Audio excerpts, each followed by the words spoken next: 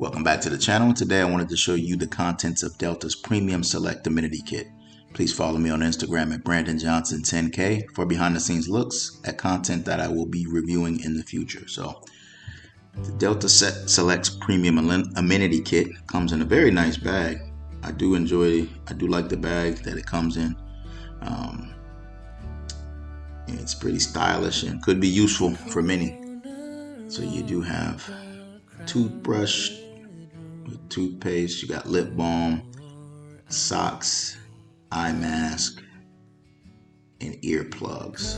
So pretty standard amenity kit there, but again, I do really like the pouch that it comes in, so that's what you can expect in Flying Delta's Premium Select as far as amenity kits go. As always, I appreciate you watching. Please hit the like button, subscribe to the channel if you haven't already, and share this with a friend. Thank you.